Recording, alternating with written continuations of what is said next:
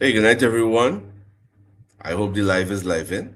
I see it live on 30 seconds, so we give thanks and praise. Welcome back to Daily Digest Live.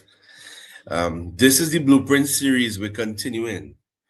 And I know somebody somewhere must be saying, long Delhi Oya episode. I know it has been about 2 months. But life has been lifing. And with all of the conversations that we've had so far, you know that my personal word, as it applies to all of the happenings in my life and my psyche for 2026. The word that applies to my life this year is pivot. And so I have been learning how to pivot better, right? Um, what I can share is that life has been lifing and there have been some major developments over the last 2 to 3 months that have prevented me from making it back here. However, I'm here, right? And tonight it is going to be an episode again with quality, an episode with substance, an episode that aligns with the brand of Daily Digest, which is to give you food for the soul, something to think about, something to reflect on, something to transform your life. And this episode tonight coincides with what many people around the globe have been celebrating for the month of June, which is men's mental health. And for me, that is a complicated one because I've accepted over the years that my niche for the work that I do, my niche has been men, right? I did start off, it's an all-inclusive platform, it's an all-inclusive community, but as life would have it, experiences and opportunities have allowed me to gravitate organically into these spaces for men, creating safe spaces for men. And so when I think about men's mental health, it extends way beyond the month of June for me. And that's why, celebrating men's mental health only in June or focusing on it exclusively in June, for me, it does a kind of thing because I'm passionate about mental health and men's mental health 12 months for the year. Yeah. So tonight, riding the train and celebrating with the rest of the world, tonight we are doing an episode that surrounds men's mental health, but not just mental health, but also social well-being, emotional health, psychological well-being. And tonight our focus is on building brotherhood, and we will be platforming off of the topic of male loneliness.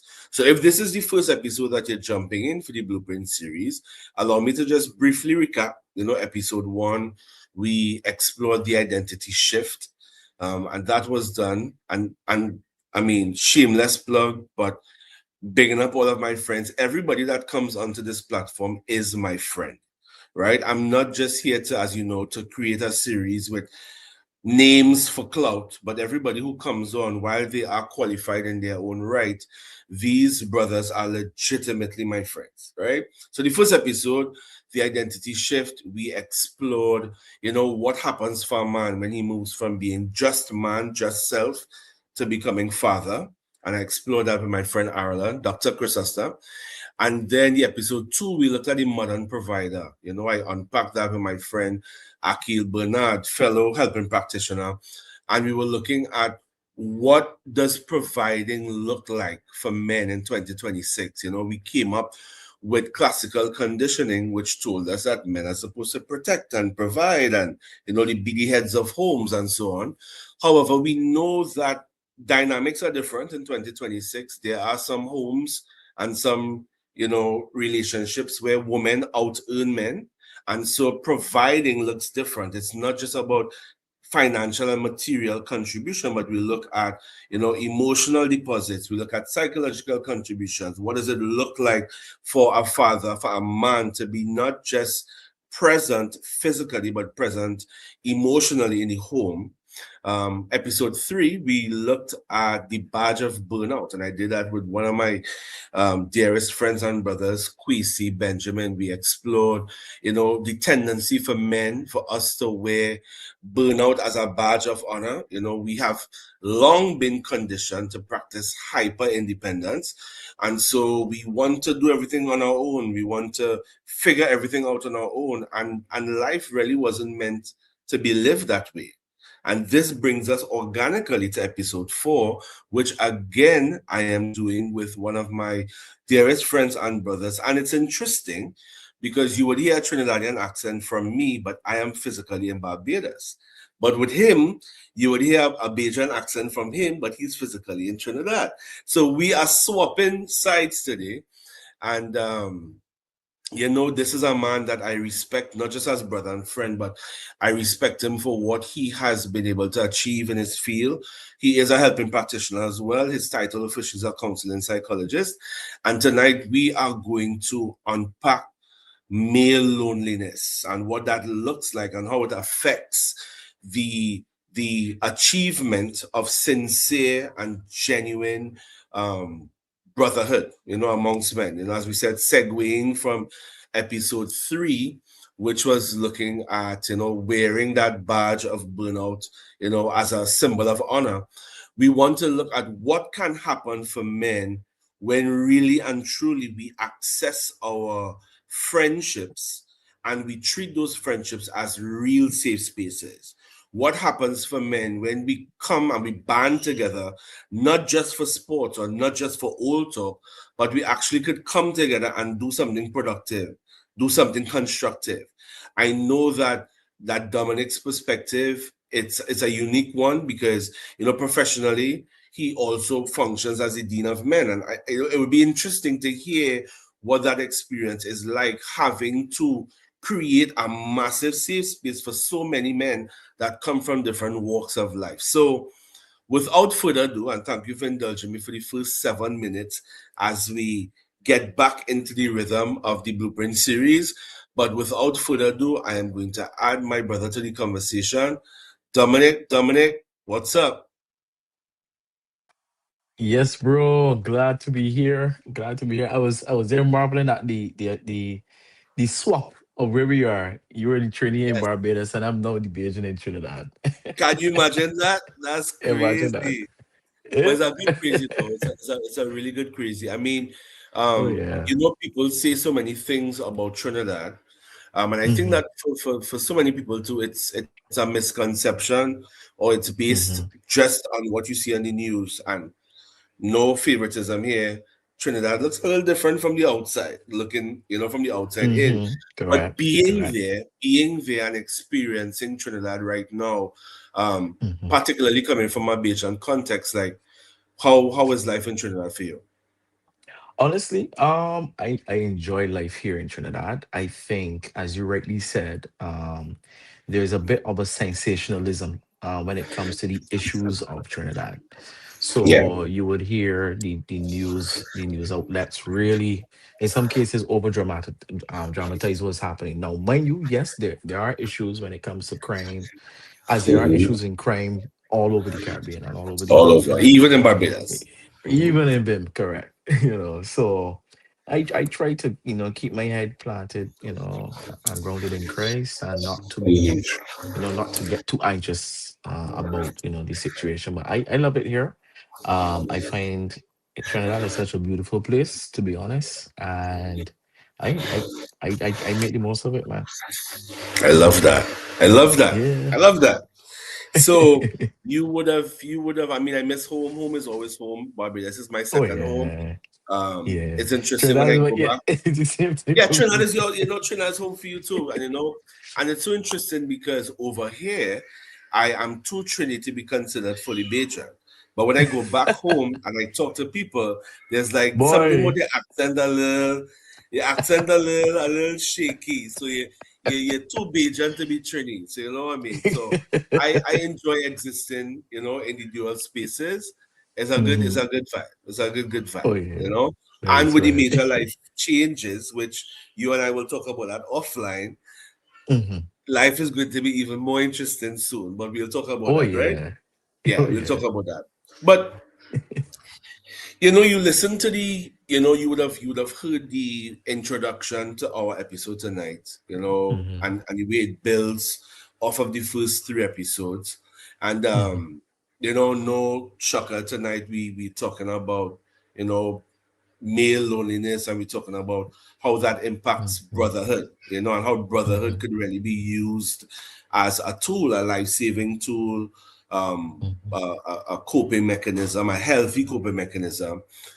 Because I believe intentionally nobody was supposed to do life alone. We were not Correct. meant to do life alone. But Correct. Hmm. somewhere along the line, men in particular, we were done a disservice because we were conditioned to believe that journeying alone does something for you. Journeying alone, it gives you this, extra machismo stripes. It makes you Hmm. a stronger man, a better man, a Hmm. different man, a cutting edge man. When that, as I said, it has been a disservice in so many cases, because particularly, after all of the different versions of success and achievement that some of our brothers get to, we Hmm. get to that place and we feel proud in the accomplishment, but we don't Hmm. have anyone close enough to us to really and truly celebrate it. One of the things that Correct. I have been learning, Dominic, as I have changed decade and now I'm in my 40s, one of the things that I have been learning is that friendship looks different at 40, right? Friendship for me Yep. is no longer about who I trust enough to share bad news. But friendship for Mm. me makes me think about who do I trust enough to share my good news with? Good news. Correct. Who can I open up to vulnerably and share and say, this is what is happening for me? And have that Yeah. person sincerely be like, bro, I'm Yeah. happy for you. I celebrate Yeah. you. I journey with you. I'm there with you. Yeah. And so it's really different because a lot of us essentially are surrounded by people, but we are experiencing versions of loneliness. So I think Correct. my first question for you as we jump in is, Correct. have you ever experienced loneliness? And what was that like for you? Oh yeah. Definitely I have experienced loneliness, in my much younger years. Hmm. I'm not too far from you in my 30s. I Yeah. have experienced it, and I have for myself seen the impact of what not having a community at that time, can do to you, the negative impact of that. We often say no man is an island. And I remember during that time in my life, that particular time in my life, I felt, yes, I had my family support, I had the one or two friends and so on. But there was this loneliness that existed, at that phase, even between my relationship with God, and I realized that really and truly it could not have been just supplemented by deepening my relationship with God. Yeah. Like, having that connection, having that relationship with God is vital. We get that. But there's a part of the complex of men where we Yeah. need a brotherhood, people that are on the same playing field that can see the game kind of ahead of you, Yeah. because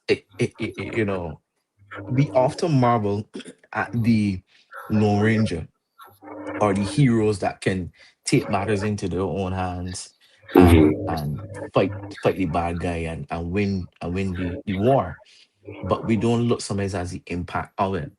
And I used to struggle with the idea that I just have to, deal with that loneliness and internalize it and don't speak to anybody else about it, because at the end of the day, this is my cross to bear, right? And we saw it almost as like a rite of passage.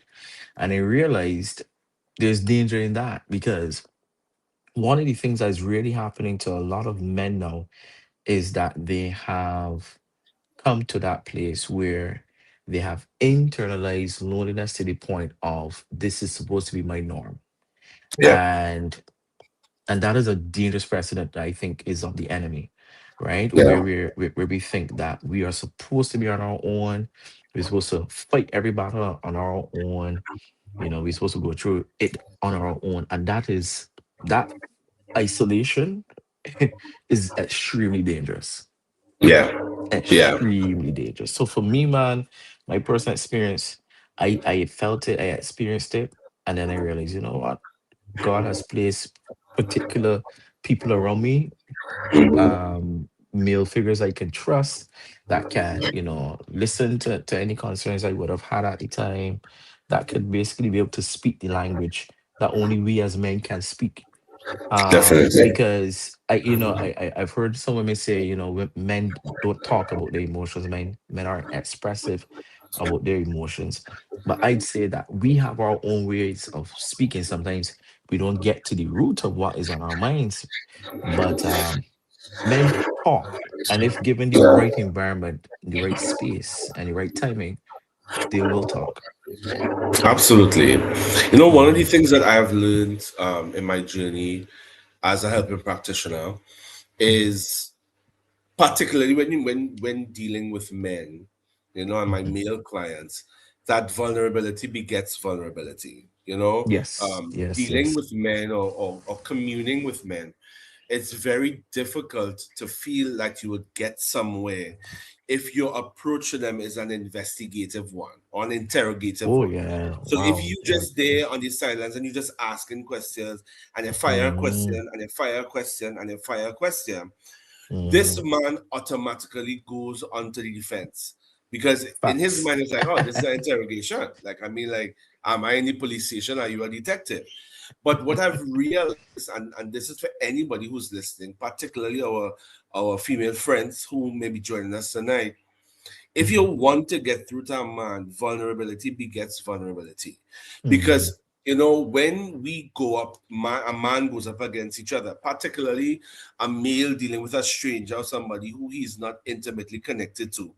He is on the Hmm. battlefield. He has come out with his Facts. sword and his shield, and he has on his full armor, and he is here to fight. Right Ready to now, the swing. fighting may Correct. not look like aggressiveness.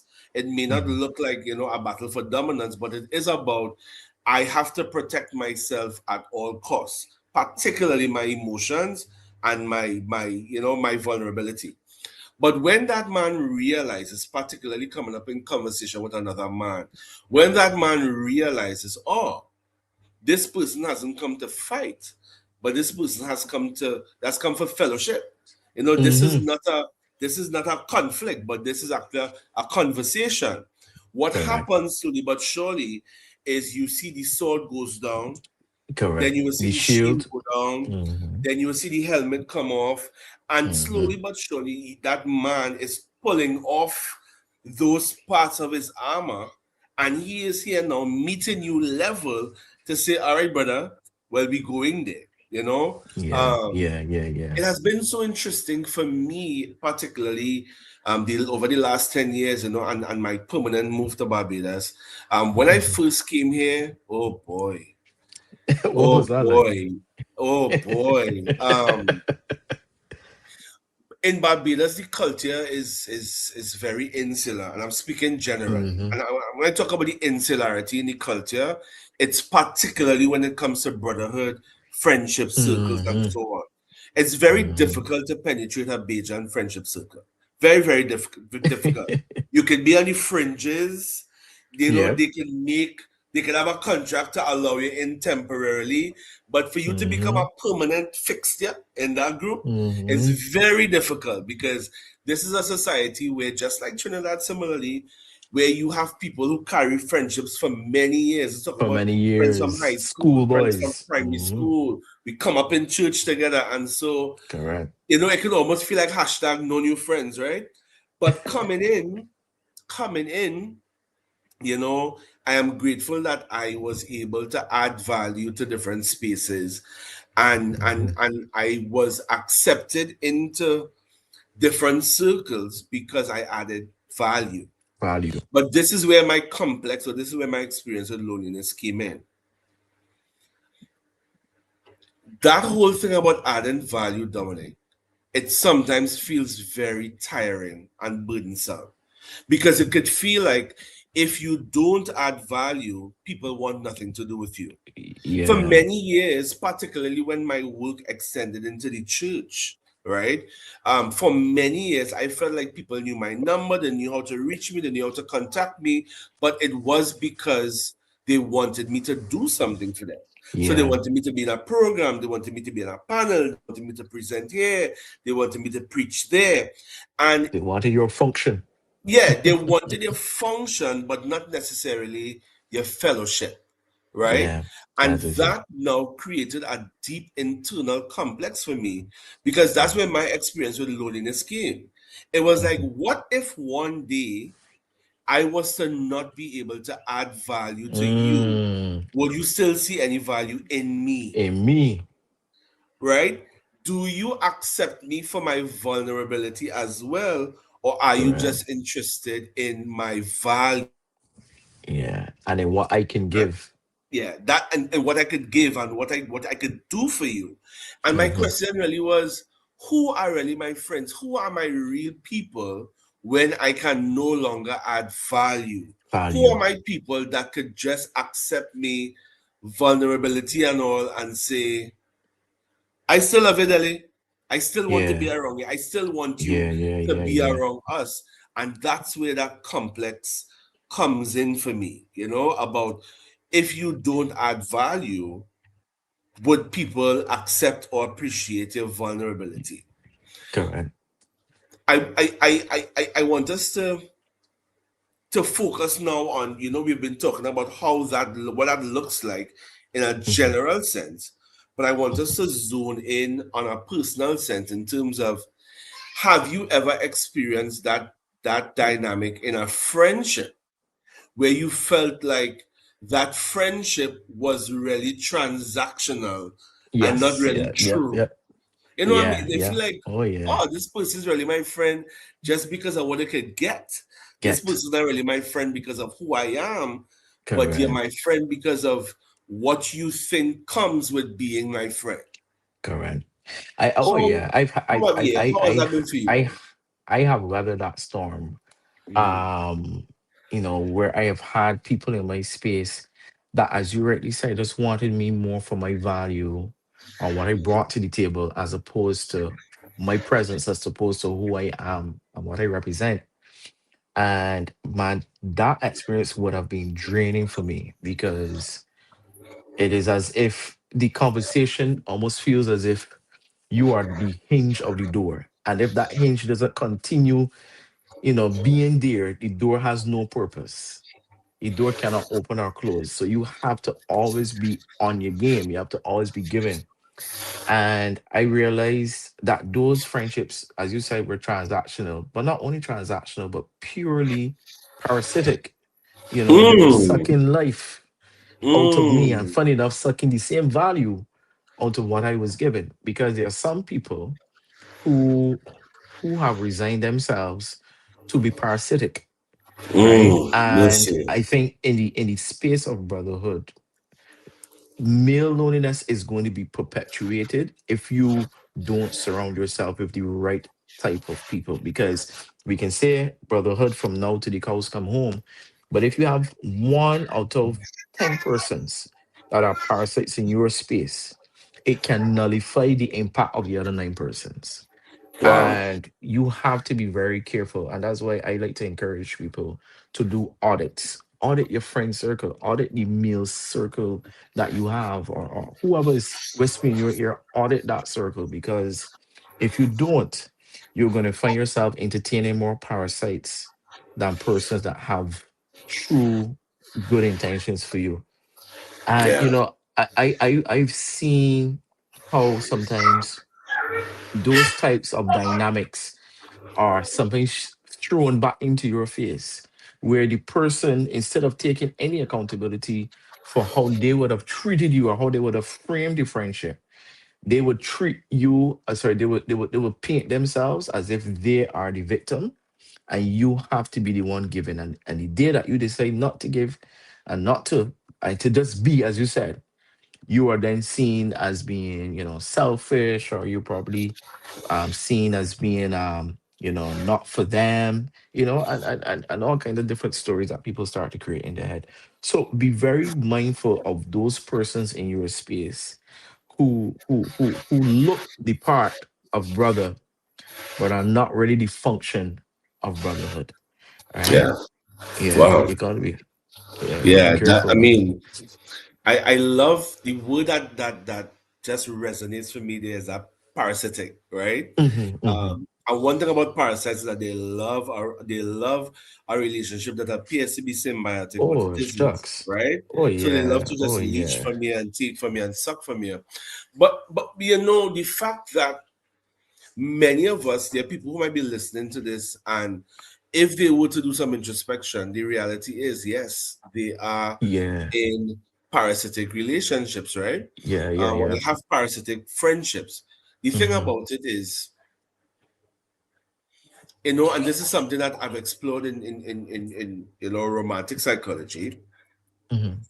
You tend to attract as high as your self-esteem, Facts. and you tend to entertain people romantically as high as your level of self-esteem. I see this when Facts. I do, relationship counseling all the time. Hmm, So hmm. it's not to Facts. be as flippant as to say to people, well, you choose him or you choose her, but it's a Hmm. reflection on the fact that you didn't just end up in this relationship. There was something about them that attracted them to you and To attracted you to you. them. And very That's it. often, when you go back to the sense of self worth, self concept, self esteem, to see where one may be at in that realm, you recognize that Hmm. there's a direct correlation between that and the partners that we choose. But Oh yeah. that extends outside of that, to go into friendships, even, right? Because sometimes we choose friends.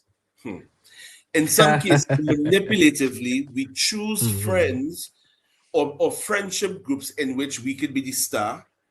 Some people Yeah. choose friendship groups in Wow. which they could be the smartest. They Correct. choose Correct. friendship groups with people who are highly dependent on them so they On could get a them. sense of importance and Fulfillment. self-worth as being the Hmm. strong friend. And not often do we pursue groups that would challenge us to be better or to do differently. I think one of the biggest disservices that happened for us as men too, with brotherhood and friendship, is that we don't expose ourselves to brothers who might be smarter than us, stronger than us, who can hold us accountable. And it makes me reflect on that scripture where it says, iron sharpens iron. And so Hmm. if I am iron, and I am here in a whole group of wood. When my steel meet wood, that's chopping, that destruction. That's chopping. And so Correct. me just being myself as Hmm. steel, as iron, every Correct. time you and I come into contact, I cutting you, I chopping you, I'm damaging Correct. you, Correct. I'm hurting you. But if I were to be in a setting where there are other metals, there are other similar materials in there, iron sharpening iron, bro. Correct. I'm Correct. me coming against you or me coming into contact with you. It makes me stronger. It makes you stronger. It makes me Correct. sharper. It makes you sharper. And so I like what you're saying now about the auditing our friendships. It's very important, particularly for us as men, to audit our friendships, but not Hmm, just to look for men that we can learn from in the realm of maybe money management or success or career advancement. hmm. But do we have as a criteria or as a criterion for relationships, do we have a high, do we place a high priority on having friends with whom we could be ourselves? It's scary how many fellas have brothers or partners that they could lime with, but that liming or that socializing is only safe if that man feels good in himself today. Correct. So Correct. if I Correct. feel good and proud about myself today, if I Yeah. feel like my money's up, I feel like I'm in a good place in my career, I'm in a good Mm-hmm. place in my relationship, things are going good for me, Mm-hmm. then I could access this friendship circle. Then I Yeah. could come and flex on my It's brothers. it's But only how when I have that feeling. only when I had a feeling, only when I up here, when I up, right? But the Mm-hmm. question is, how many of us have brotherhoods, fraternities, that tribe where we could come to your brother and you could say, bro, I need some help, boy. Today today I really going through something. I need some help. Today, just today. One of my Yeah, yeah, friends, the yeah, same yeah. one who I spoke about from episode 3, Quasi, Mm-hmm. just today, I was wrapping something around my mind and I said, who can I call that I know is going to keep it real with me, who is going to be honest with me, who is not going to tell me what I want to hear, but what I need to hear, Need to hear. and Right. who understands the values that I profess to live by and would remind me of those values. And when I did that little checklist, I pick up the phone and call Kwesi and I said, bro, I need some help.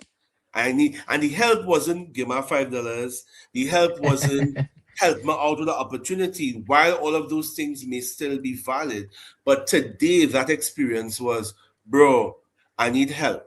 And the help that I need is I need you to hold me accountable to who I am and to the Mm-hmm. standard that I profess to live by. This is the scenario. What are your thoughts? And that level of accountability for me at 40 Mm-hmm. is very necessary. I prefer to have a Mm-hmm. friend with big accountability than to pursue friends Yeah. with big bank accounts. Ooh. So, I think what you saying there is powerful. But yeah, sorry, go ahead before I go ahead, no, no, finish. no. Yeah, I was just saying that. I was just saying, yeah, like I prefer big accountability over big accounts Big because accounts. big accounts, we can have Yeah. fun, we can flex, Yeah. a nice experience. But will you ever challenge me to be better than I am today? That I am today. No, I love that you mentioned that there. And the first thing that came to mind, coming on to the end of what you were saying, is that we need to, in order for a man to get to that stage of having those friends, he has to be willing to weigh the friendship. You have to be willing to put that friendship on the scale and see how much Hmm. does this weigh. Is Mercy. this weight is the weight of this here the equivalent of me just wanting to be liked? Mm. Or is the equivalent of this weight such that it's heavy that I can rely on this friend, on this partner, on this bro, so to say. Mhm. And I'm thinking when I say weight, I'm thinking automatically about the gym setting. If you want to develop the type of physique and the type of muscles Mm. that are bigger, than the average muscles, you cannot spend time lifting 2 pound dumbbells. It just won't work. You Yeah. can do all of the reps as you want, but until you get the weight that challenges the muscles into that zone of fight, not fight, but into that zone of stretch or be killed. Yeah. You understand? Then and only then will that friendship or will that weight mean something in developing the muscles of your life, Yeah. right? So I found that I've had to weigh friendships, Mm. and as men we have a, you see, because of colloquial terms like bro and so on, we use these terms sometimes loosely, and we expect that every acquaintance is a friend and every friend, is a acquaintance. But really and truly, you have to be kind of selective as to who you call bro, who you call friend, and so on. So weigh your friendships, get to that point where you're not afraid to ask I would say, the tough questions, to ask the questions that really go beneath the surface. Yeah. Because you want people that really have your back. And saying have your back, it reminds me of a little analogy I was watching on Instagram right before we started Mm-hmm. about buffaloes, right? And I don't know if Mm-hmm. this was God or not, but I saw this buffalo on the video, and the story writer was basically saying, listen, you have buffaloes, and buffaloes huge. If you ever saw them in person, these things are about 1,100 pounds, 6 feet tall, Wow. at the Wow. shoulders alone. And they said that with buffaloes, one of the challenges that they obviously have, as any big animal like that would have, is that sometimes the skin would itch and they will have like these insects like ticks and so on the skin. But there's this particular bird called the oxpecker. The oxpecker. And what the Mm. oxpecker does is that it lives with the whole mindset of picking the back of the buffalo, right? Symbiotic relationship, Symbiotic boy. relationship. Yeah, So it's pulling those things out that the buffalo cannot yeah. reach. It's ripping those things out that annoys the buffalo, right? And when I realized that, I said to myself, imagine this buffalo could be in parasitic relationships with different friends and it being sucked out of them, the life of the friendship being sucked out. And if they don't have the right type of oxpecker in their particular story to rip the things that are sucking the life out of you, imagine the damage that that can do to that buffalo. No wonder so many buffaloes sometimes are caught by lions, and we think that is because a lion is strong or so on. In some cases, it's really because so many parasites have removed so much blood from that buffalo that he is now weak, so that the advances of the enemy, which in this case is are the lions and so on, they now have an upper hand on him because he has not had the symbiotic relationship. And Mm. I realized too Mm. from that analogy, I caught that the oxpecker doesn't just clean, it warns. It actually warns the same buffalo, so that Buffalo. it actually, yeah, it sends a particular signal to let the buffalo know, hey, danger is happening. But what really stuck out to me, what really hit home for me, is something that you said about friends in and of itself. And I said, let me just highlight this here. It feeds also on blood. That is what the same animal, the same oxpecker does. It feeds on blood. So I was doing some research and it said that they categorize the relationship from, a mutualistic standpoint, but it's still a little bit complicated. Mm. And if you take that over to brotherhood, you would understand that not every man who gets close to you in terms of friendship are carrying cleaning tools. Not every man who comes into your space are carrying cleaning tools. Some are carrying feeding tubes. And you have to be extremely careful as a man who you have in your space. And you go back to what I was saying before about auditing your friendship. Are the people around you carrying cleaning tubes or are they carrying feeding tubes? Right? You need to know the difference. And part of the work, I think, of building a real community of brotherhood is learning the difference, between the two, and recognizing when people are profiting from you and profiting with you. There's a difference. Mm. Mm. Mhm. You know, my intention was to, I say tonight I come in and I sitting at Dominic's feet. You know what I mean? And It's the other way no, around. I said because that. no, I mean I play, but you know what I mean. But as I said, I believe that you have value to add, brother. You have things to share with the people, right? Mhm. Um, but it is so important. And I do understand if everybody, I hope people get it. Please, Lord, let people get it. It's Yeah, so boy. important to to have brotherhood with friends where there's alignment. You see, this I want to go there with That's it. alignment, That's right? it. That's it. That's it. There are That's it. some people, and I have been guilty of this. Before I was in alignment, I was operating on assignment, right? And I Ooh. believe that Wow. I felt like I used to take on everybody as my assignment, Dominic. Everybody was my assignment. I have to be the Mm. best friend to this person. I have to be the most Wow. dependable friend. I have to be the most reliable That friend. is I have to be the heavy. most everything to everybody. Super deli, Wow. right? Wow. And Wow. so I was operating through the lens of assignment, seeing everybody as my As a task, project, my your project, assignment. something to do, Hmm. right? And so I have accumulated a lot of wonderful friends in the process. I'm not saying no, but Hmm. now, with time and maturity and experience, I've come to understand that in many of those relationships, I am to them what they would never be able to be to me. To be, Oh that Lord, is it. That is I've it. never been this vulnerable That is it. before. So thank you Correct. for allowing me a safe space to say that. But I have been That and is it. continue to be to a lot of friends what they would never be able to be to me. To you. And and the reason why I measure my words with saying that is that in some cases, it's not because I don't trust my friends enough or I don't see them as being capable. In some cases, it is, Hmm. where this friend might be so overburdened and consumed with their own issues that my Hmm. role in their life is a more supportive one. It's a let me journey with you, let me hold you up while you try to carry all the burdens that you have.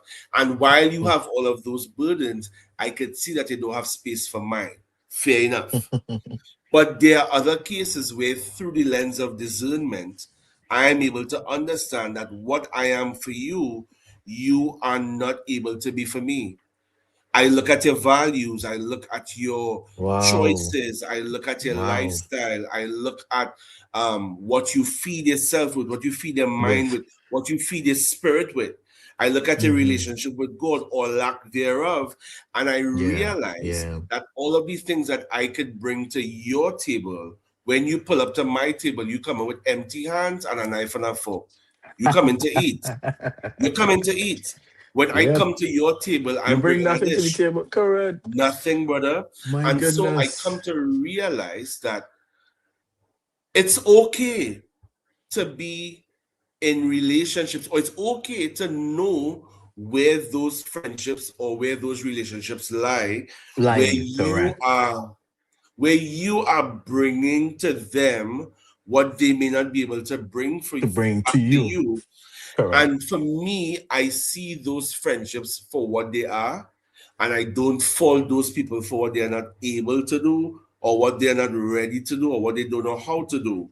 But Yeah. what I have to ensure for myself is that no longer from a place of assignment, but now from a place of alignment, I Alignment. need That to is it. choose my friends, particularly my inner circle.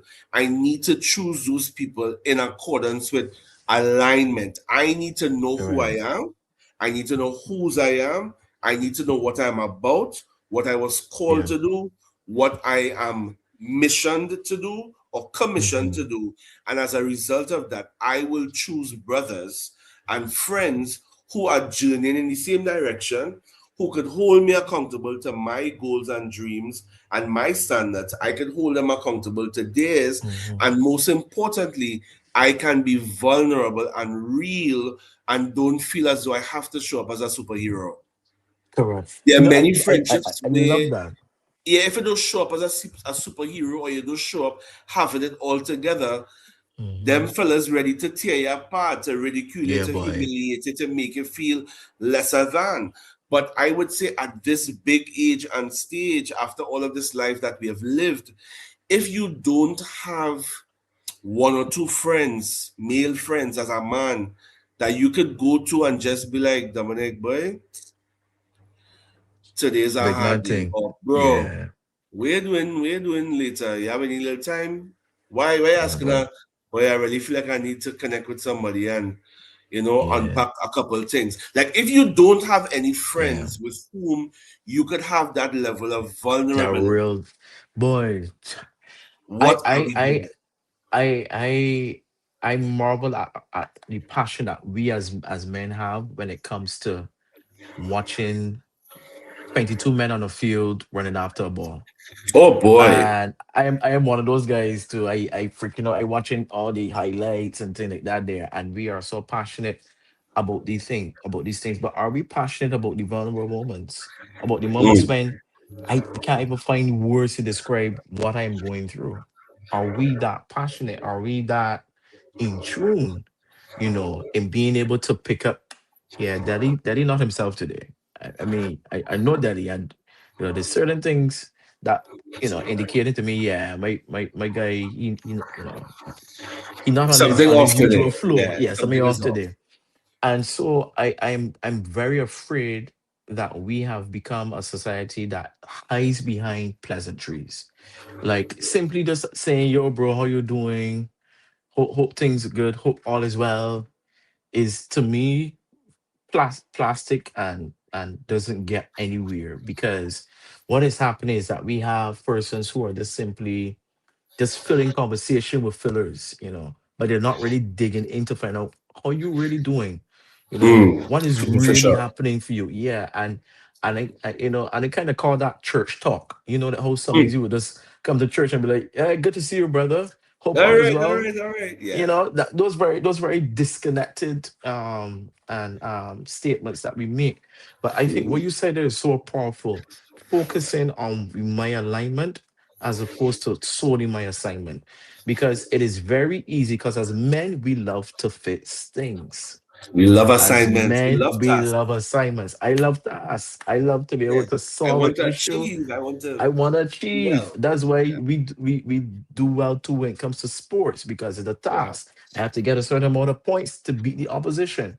It's the yeah, same thing from the playground to the boardroom. I have to get a certain amount of sales in order to get up in the ranks. So for yeah, us, for men, we are constantly on this trajectory of competition, not yeah, realizing that, as you rightly said, less competition and more compassion.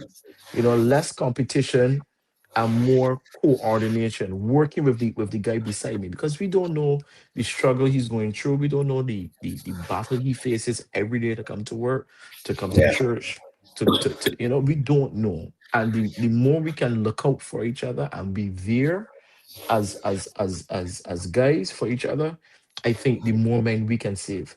What has mm, really ignited my passion too on this topic is some research I learned last year.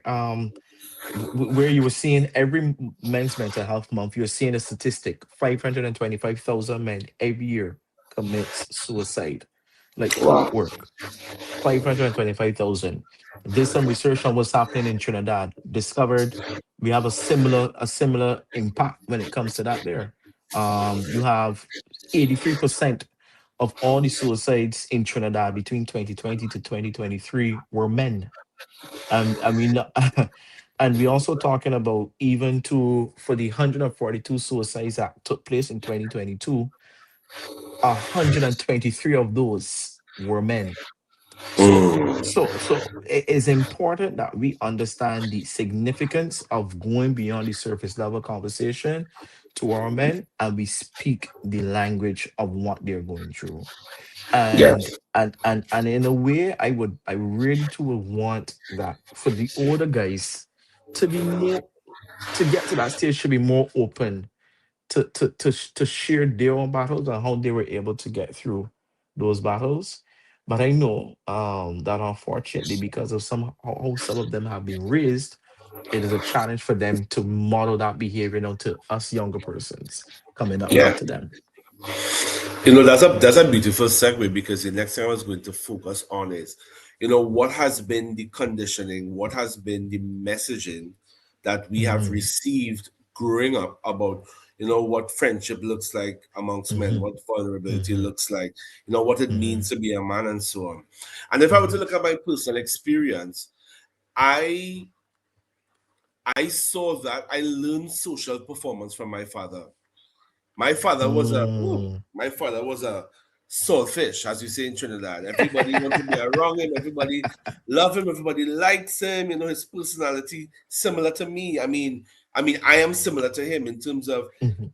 I go into a space and it's very easy for me to assimilate. And Flow. my personality is one where it's not too much, it's not too little, it's Yeah. just right, and you're able to really harmonize and blend in nicely with the crowd, right? I And call it the people want Goldilocks, to be around you.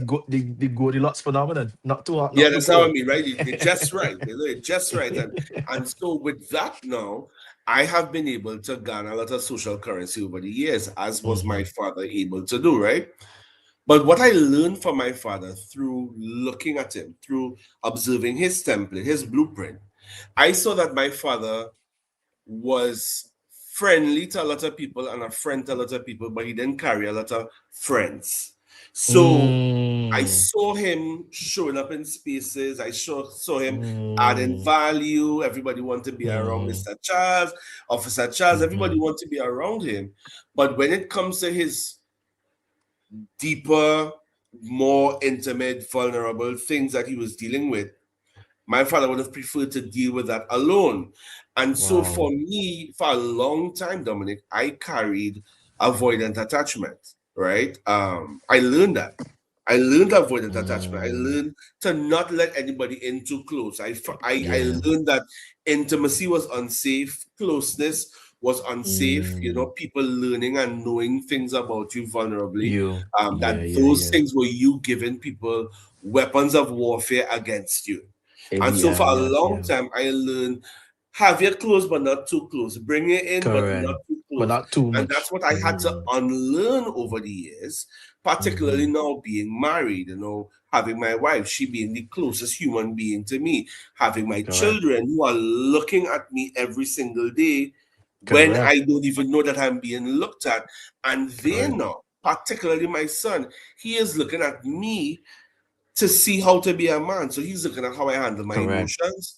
He's looking at who daddy has as his friends, who he can Mm-hmm. call uncle this and uncle that, because those are the Yeah, men that he know around being, he knows to be around his father, as that's opposed right. to getting an example of a father who is trying to carry everything on his own, trying to do it Yeah. all, and my son never seeing me having any friends. So I'm grateful now that he Mm, has his uncle this and uncle that, and he can identify these people as being in my space physically and in my yeah, space emotionally, because I want to give him a template where he sees that to it's work okay on. for boys to have friends. It's That's okay right. for boys to hang out with other boys and not just have to compete and to see who's the most dominant, but you can actually hang Mm-hmm. out with your friends and learn from them. I just You can chill hang out and with your friends learn. and have a Correct. good time and just chill out and just be. And it doesn't have to be a competition, it can be a conversation. And so, Mm. I mean, that was my example in Trinidad. What was your template like growing up in terms of father figure and so on? What did you see when it came to navigating those male friendship spaces from your father figures? Well, I would say apart from my biological father, I did have father figures or persons too that I would have looked up to as well too, that did, give me positive guidance, positive feedback as well. I know with my dad, he is more introverted. So he would have had his own way of processing his own emotions, or, dealing with his own battles in life, right? But from the other father figures that I would have come across, I was able to get like a good, I would say, um panoramic view of how to respond to different situations. Thankfully God would have put persons in my space to help me understand, that I don't have to respond to everything with aggression. I can be assertive. I can strike the middle ground between being passive and aggressive, which is being assertive.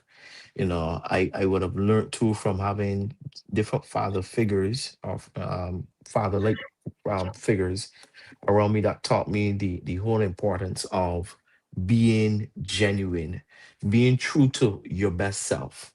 And I say that intentionally because we always tell people, be your true self. And while that is important for self concept, if we aren't careful, it can make us settle into habits and patterns that we ourselves need to break. So Yeah. being true to your best self, I like to say. And then I realized too the significance of mentorship. Um, even where you work with the dorm, we were working on programs to develop these young men, because I've identified even in that space that there are some of them that did not have a father figure growing up at all. And so sometimes I'm like, I see myself sometimes the only father figure that they have had, to encounter, being that they live on the dorm and so on. So I'm realizing that what has been, inputted in me, what I've seen growing up, I now have to be able now to reflect that and to even enhance that as much as possible for those looking on. Because to be honest, I find that our fathers, or the older generation of men, we need more of them to be in the rearview mirrors of life, coaching us forward because you've been there. You've been down the road. You know what it feels like to deal with heartbreak. You know what it feels Yes. like to deal with rejection.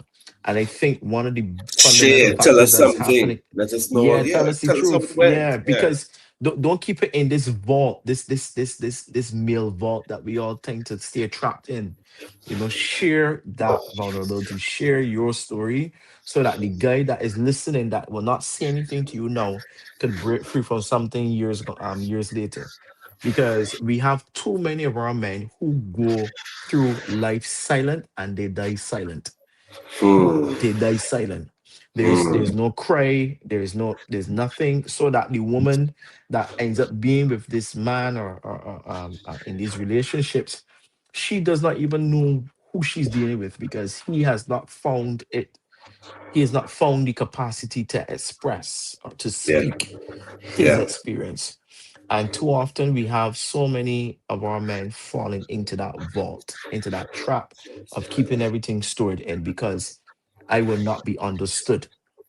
And I'm saying that there too when I'm looking also at something that I came across, Hmm. which basically said that with men, because of how, they would have been raised, whether it's been a church setting and a school setting, work setting, even in sports and so on, it has always been for a lot of, I would say, a lot of men, the same exact instruction, which is your pain is a liability, Hmm. your struggle is a disqualification. So don't let anybody else see you going through it. And that is what silence from other men has communicated to the pain that men today feel. Be a man, stay silent, stay quiet, right? Don't say anything much because women won't understand, or you need to be alpha. That could be a whole conversation on its own. You need to be solid and stoic. And really, Yeah. really, who we kidding here? You know what I mean? Who we Let's be kidding? real. You Let's know be what's interesting is real. that some women may say that honestly, they never asked for that too. And I think that there's Mm, credence to that. We have to give some credence to that because in some cases, it's not that your woman or your partner might be asking for this super stoic, super dominant, having it all together kind of impenetrable. man.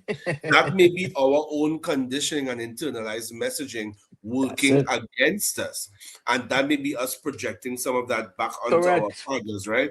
Thinking that this is what you want me to be. But she's Correct. saying, I never asked you for this. I See for asked that. somebody to be my best friend, somebody to be intimate with Correct. me, somebody to be vulnerable with me, and intimate and vulnerable, not just in a sexual way, That is it. but That intimate is and it. vulnerable in a way that you allow me into you, you could see me, you look Correct. into me, intimacy, intimacy, right? Intimacy. And it's the same thing on the other side, intimacy, like I'm allowing you to look within and to know what happens behind the armor, behind the shell.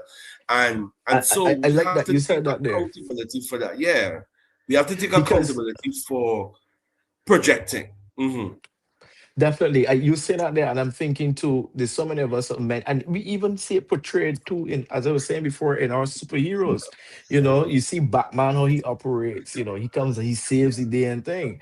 A lot of us, like to think that we have to be the superhero, the savior, the stoic one, like Batman, very stoic, unemotional, almost detached, but still functioning, and that complex has been sold and packaged to men, and they've absorbed that because it is seen as a line of currency. It is seen as a line of respect. Because for men, what I realize for us men is that we value respect, to me, to a higher degree than love.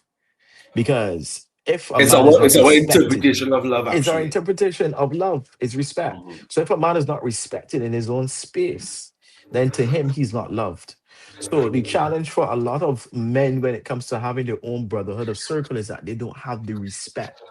And because they hear about the alpha males and these different dominant ones being able to command respect, they start to then think that respect is something that needs to be commanded from or commanded for, when it's something Mhm. that is bigger and deeper than that. So a lot of guys have fallen into the trap of not just the vault, but of the elusive grandeur of chasing respect. Yeah. Hey, you know, so many gems tonight, Lord. Thank you. Um, Hmm. that respect thing is so big because do you know how many brotherhood circles exist out there? Well, how many circles of men? It's not a brotherhood Hmm. circle, but how many circles of men or male friends exist out there where in your friend group, your own friend group, you're not respected? You know, many Boy, people are liked but not respected. boy, How many people boy. are liked and invited to the table, but Wow. their opinion is not respected here? And Correct, so I correct. have learned over the years, Tom, I have learned over the years that it is more valuable, it is more meaningful to me to be respected than to be liked. I am Yeah, not boy. going to Wow. be myopic and I'm not going to be you know delusional to say that being liked doesn't take you somewhere or being Mhm. liked doesn't work out for you in some way. That's not what I'm saying. Correct. But I'm saying that if you were to put both of them on a scale, Oh it is yeah, much respect. heavier and much weightier and much more meaningful to be respected than to be liked. And Oh so yeah. I love the fact that the Jesus was friends that I am, respected. Jesus was He wasn't respected. always He wasn't liked. like everybody, but he was Correct. definitely respected, right? And Respected. so I now, at this age and stage, particularly when it refers to my mental health as a man, I Hmm. am choosing friends that like me, friends that respect me, friends that Hmm. respect my way of life, friends Hmm. that can remind me of my own standards and values, friends that Hmm. respect me enough to not see me doing folly and leave me there. You know what I mean? Yeah. Because they are not Hmm. afraid to shake the cage because they know that Yes. Oh this man. relationship means more to me than your Correct. temporary Mm. feeling good That's towards it. me. Like I could come and I could bring to your face and say, yo, as my brother, as my friend, I observe you doing That X, one. Y, and Z, and Yeah. you're That straying, one not brother. good. Yeah, you need to Yeah. come back. You need to work your way back to, the standard, back to where you're supposed to be. And it's scary how many That's it. friendship circles don't have that, you know? Yeah. So, We just got a bunch of my yes men sometimes in our friendship circles, men that I don't don't want let that. shit or rattle the cage. I don't Yeah, want that. cause You then have ChatGPT is the biggest yes man right now, right? You hey, could go in ChatGPT and biggest ask ChatGPT anything. gaslighter. Gaslighter, cheerleader, ChatGPT, hitting it right up. I don't need to be Correct. that for my friend with my critical thinking, Correct. with my personal touch. I am able to Hmm. say to my friends, you're straying, or Yep. come back on the right Yep. road, Yep. or I celebrate you. I like what you're doing. I love that you have chosen this fair life and so on. But it's really Yep. Yep. about that respect, that Yep. accountability, that That's it. honesty and That's it. transparency in friendships, That's it. and not just about likability and people saying Hmm. yes because you are afraid of losing the connection. If your connection Hmm. is so fragile that honesty, sincerity, genuineness, truth would Hmm. break a connection, then that's not a friendship at all. Facts. I'm glad that you put that there. But Daddy, I'm seeing so Because I can't see any um comments, so you tell me what we're seeing. yeah, I see in a comment here. Somebody was asking who teaches men to be vulnerable. I think that's a good question. I Very think good we could question. probably That's an exceptional question. yeah. Who teaches men to That's be? an I could tell you. exceptional. I could tell you what are some of the factors that contribute to men learning to be vulnerable. Um, a man. Well, when you come into this world, the first person you are encountering obviously is your mother. Um, but a man really and truly learns the true art of vulnerability from his father, from seeing what Absolutely. is modeled to him. And if he doesn't see it from his father, and he experiences it only from his mother, there will always be a void I found when it comes to matching up or trying to get the approval of daddy.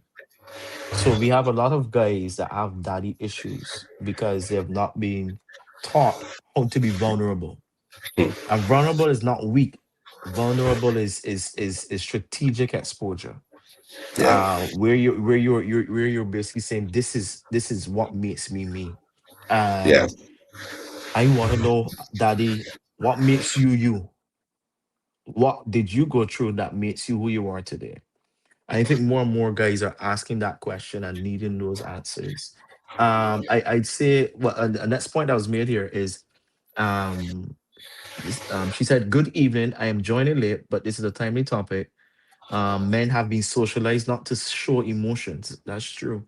Sadly, that doesn't help them, and it often ends up with them being angry and very bitter. And mothers have to encourage their young men to show emotions, and that they're not weak."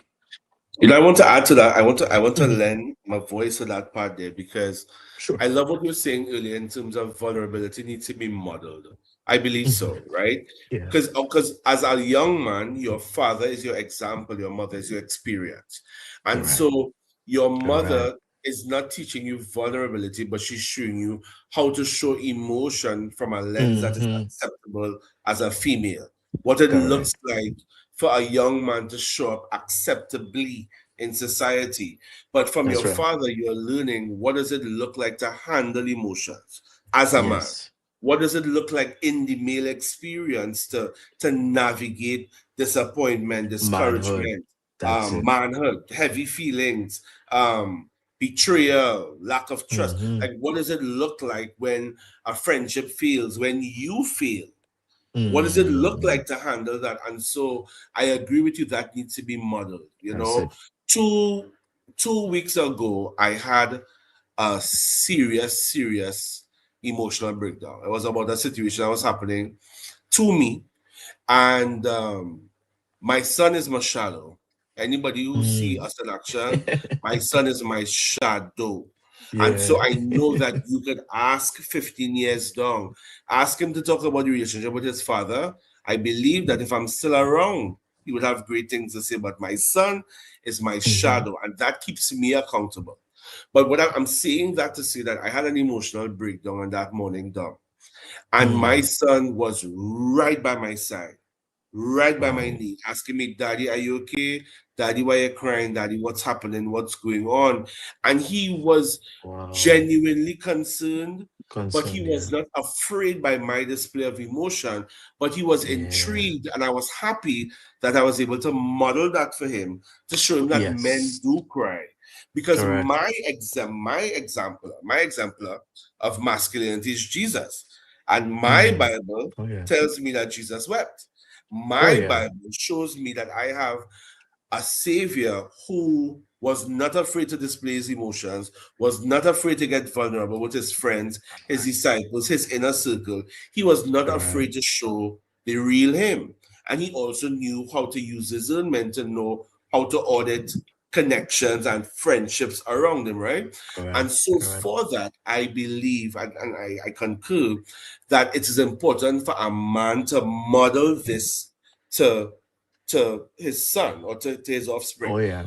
As you said, it's not always the case where a boy is going to grow up with a father in the home, but this is where Mm. father figures come in. This is where the uncles come in. Correct. This is where the big brothers come in. This is where the grandfathers come in, and so on. Correct. But the reality is, a lot of our young boys have grown up in, and some of them are still continuing to come up in homes that are largely matriarchal, in family dynamics That's that right. are female dominated.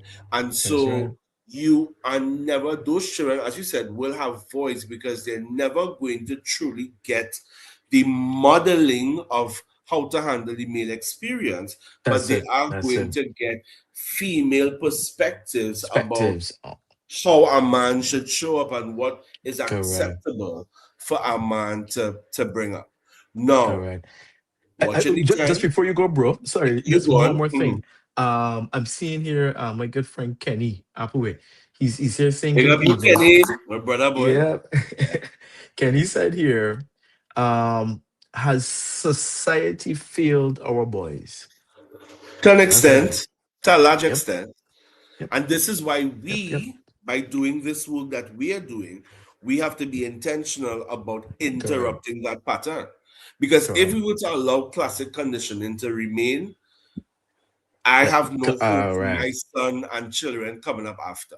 If we allow correct. classic conditioning to prevail. So I To agree prevail. that to a significant extent, society has failed us and they have deceived us in many different ways. And I know they have Hmm. sent us down a path. But I believe that persons like yourself, me, and others who are doing this type of work and who are brave enough to come out Yeah, and speak about this type of work, yeah. and this type of vulnerability and calling men to a higher standard, I believe that we can interrupt the patterns, and I Oh believe yeah, that we can help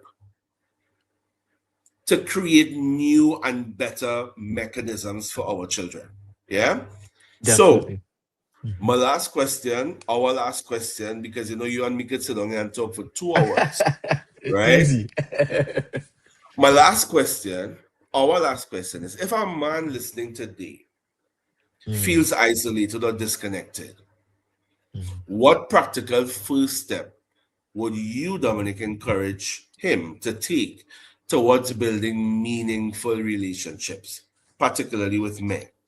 If a man listening today feels isolated or disconnected in some way, what Mm. practical first step would you encourage him to take towards building better and more meaningful relationships, particularly with brothers? I would honestly say take the time to, yes, we always say, start with God, pray, and that's not cliche. That's the best approach.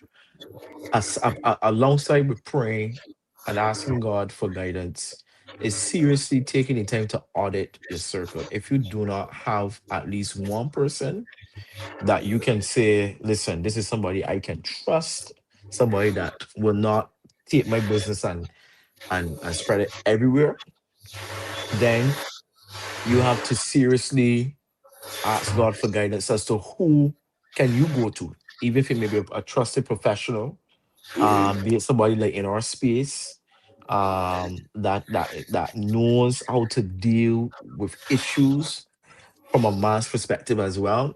Yes, there are women that are qualified in the area too, but I think that for some issues, especially issues of loneliness that men experience, that a man's approach and experience sometimes is more impactful than the experience and the approach of a female with the equal qualification. And that goes for both ways. For women it's the same thing for men, because you see that part about experience. It is so important that if you're feeling that sense of loneliness, that you can connect with somebody who has been at least down that road, because then there is a similitude that you're able to speak to, that you don't have to over express or Explain. overextend Absolutely and so. over explain, Yeah. because in the over explanation there's the vulnerability that is uncomfortable, right? Rather than being connected with people that you don't have to over explain, but you can be vulnerable, and it doesn't feel like Yes. you're losing you in the process, Yeah. right? So Absolutely. yeah. Absolutely. Mhm. Absolutely. The first practical step I would say to this young man, um, yeah, the first practical step I would say to this young man is God, boy. Just today, Yeah. God is the first step. Um, Mhm. and I had to think about it because I had to ask myself just now: Do I give an answer from my head, or do I give an answer from my Mm. heart? And For my heart. this year in ministry, I'm very particular about connecting from my heart and not just commenting from my head, My right? head. And so the reason why I say God is because one of my friends, he asked me today, he said, how you go about praying? Mm. He said, how you go about praying in your prayer life? And I said to him, I said, for me, the most important reminder and the most important reassurance for me in my prayer life or in my relationship with God is the fact that God is omniscient. And he said, what does that mean? I I said, love it that. means that Knows I am everything. coming to talk to a God who knows everything about me. I Mm. am coming to talk to a God who knows every single thing about me, shameful, successful, good, high, low, bright, dark. He Mm. knows everything about me and Everything. loves me the same. And so, with that now, I am able to go to God and be like, God, I'm going through it now. Yeah, bro. I'm feeling lonely. I'm feeling isolated. I feel like I have nobody. I am going through it and I need help. And so when I Mm. open up to God first and I lay myself out there bare and Mm. vulnerable, in that I am Mm. also asking, point me now to the spaces that are safe. Point me now to the people that are safe. Point me now to the Yeah. men that could hold me up like Aaron did for Countable. Moses. Hmm. Point me as David to my Jonathans. You understand what I Yes, mean? yes, yes, Point yes, man. me as Jesus to my Peter, James, and John. Show me the That's people it. who could help me To get to the hold up. next level. You know what I Hmm. mean? Hmm. And even though Peter, James, and John disappointed, could have fall asleep in the garden, Correct. because sometimes your friends will fail because they're Yeah, human. correct. Sometimes your friends are just having human moments, and in Correct. their human moment meets your human moment, and it doesn't And mean your that they're a human bad friend, grace. but it Hmm. just means grace, Correct. empathy. You know what I mean? Empathy. Grace and empathy. But essentially, when I go to God and I say, God, this is how I feel, I can lay it out there bare. Yep. And then Yep. after that, I say to him in that prayer, point me to the people that I need to connect with. And so Yeah. I am no longer pursuing friendships that are just sociably acceptable, boy. I Yeah, am no boy. longer pursuing those friendships that just it looking good to move with these people. But I want to be connected to people with whom I could be vulnerable. I could be open. I could bring good news. I could bring bad news. I could be on today. I could not feel my best today. And these are people who could look at me and say, I love you still. No Yeah. matter what, Yeah. we love Yeah. you still. We still here Yeah. for you. And we appreciate you, and I am intentionally pursuing that more so with my brothers. You Yeah. know, Yeah. um, Dominic Tans boy. I mean, any parting words? But before the parting words, I just want to tell you thank you No problem, for bro. this. Is like it. We just keep going up. This is no Yeah, shade to I our would brothers say from so. before, but every episode we just keep going up, right? Yeah. And I think that the timing of this episode was so Divine timing, man. divine Because timing. I'm looking at this here and I mean, like in my mind, looking at how we have in a way too we've separated men from women, and we've made each of them feel like the other has to desperately want them in order to feel some type of worth or value. Mm. So from the woman's standpoint, she feels like she needs a man that loves her unconditionally, and that is true, but loves her to do, whatever it is she may want to do and so on. And if she doesn't get that from him, then he's toxic. And then it's the same thing now for the men. The men need to feel completely wanted by the woman. She has to feel totally attracted to him and always be running him down and so on. And if he doesn't get that there, then she's not worthy. Right. So in essence, society has to an extent broken that connection between men and women that we need now more than ever. But specifically now to our guys, it is important that if you are watching this video, whether it's live or recorded, that you tap into your circle. If you don't have a circle, you can ask God for guidance to build a circle. Believe you me when I tell you, every Jericho has a circle of musicians around it that can Yes, break sir. that wall down. But you need Yes, a sir. circle. And in order for you to make progress, you need that support. I know in the Caribbean context, there is this heavy handed view that only once you strong enough and man enough you can grit through it. But what's the sense of gritting through it and not even being able to develop emotionally? I want us as men to look past simply the financial side of things and physical side of things, but look deeper, look to the spiritual side of things. You need your circle, you need your tribe, as you put it, bro, who can look out for you, who can hold you accountable. I have people in my space that tell me it straight, but I am foolishness to let me know. And I appreciate them a lot more than the chat GPTs. Yeah. You know, the people Yes, that tell man. me all the Kelly lovely does. things. The Yeah. yes man. I appreciate the man that can tell me, boy, you're talking stupidness, or you know you don't know what you're saying. This is what you need to do. I appreciate that, because in that there is a type of respect that they have enough for you to tell you the truth. Yes. And truth is respectful. Truth, if you see somebody telling you the truth as disrespectful, then you have to question your ego, because it could Question be your integrity. ego and your integrity, correct? Because then those are the things that can be getting in the way of people wanting to tell you what needs to be told. Yeah. So my Absolutely. final words are to find your tribe, man, and to develop that tribe, and have people around you that can contribute to as well. As well. Yes, you're gonna have your one or two persons that you will just have to feed, but do not put them on a pedestal in your circle where it affects you at all times. You know when you can feed, and there are times, there's seasons for these things. You know when you can feed, and there are times that you can't feed. Absolutely. Yeah. Absolutely. Brother, thank you again, so much for accepting to collaborate. I mean, we being transparent. You challenged me to come back into this space, right?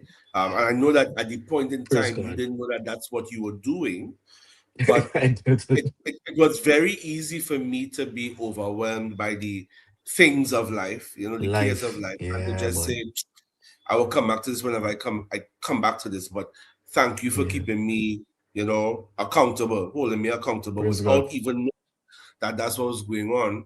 Um, and just modeling brotherhood in action. This was a really awesome conversation. I think it flowed naturally Oh as a yeah, definitely. continuation for our series. This is not the last time people are going to see Delson and Dominic. You know what I mean? Correct. We um, got more I collabs to believe that come. this started something really, really good, Oh and yeah. I look forward to future collaborations. So everybody who was with us tonight, and you journey with us for the last hour and 22 minutes. Thank you for being here. Thank you for Definitely. participating and engaging with our contribution to the men's mental health Oh yeah. focus conversation. And please share this to somebody. Share this with Oh yeah. somebody that some brother, some male friend, somebody who could benefit from this From conversation. this. um, it Correct. was good for you to be here in live, but it's also still valuable as a recorded conversation. Follow Oh Daddy yeah. Digest live here on YouTube. Follow Daddy Definitely. Digest on Instagram. Follow IG. Aspire with Dominic on Instagram as IG. well, because Mhm. Dominic, he's coming up. His brand is booming on IG and on TikTok. And as you've heard tonight, the man have things to say, right? And valuable things to say and gems to drop. So I really appreciate the collaboration. Thank you, brother. Thank you to everybody who was Likewise, with us bro. in the studio audience, in the YouTube Oh comments. yeah. And we look forward to future collabs. Remember, men's mental health is not just important in June, it's important Correct. 12 months of the year. A It's important year. every Oh single day. yes. Please. And so, for our female counterparts, please continue to encourage, our brothers out there to be vulnerable. To Correct. our male counterparts, remember your mental health is important. You are important too. You are enough. Correct. And most Correct. importantly, you are not expected to do life alone. So, Correct. this is us here for episode 4 on the Blueprint series. Tonight, we unpacked male loneliness and how that impacts building brotherhood. We look Yeah. forward to episode 5. I cannot tell you when Oh episode yeah. 5 is going to come, but episode 5 is going to come. At the Thank you right for being time. here with us. Yeah, at the right time. It's going to come. Thank you for being here with us, Dominic. Thank you for everybody for For sure, joining the bro. conversation. Share the live, share this video, which will be posted on Daily Digest live on YouTube. Looking forward to future conversations and more collaborations. Oh Everybody, yeah. have a wonderful night. Dominic, you stay locked on. Blessings. Blessings. Yeah, bro.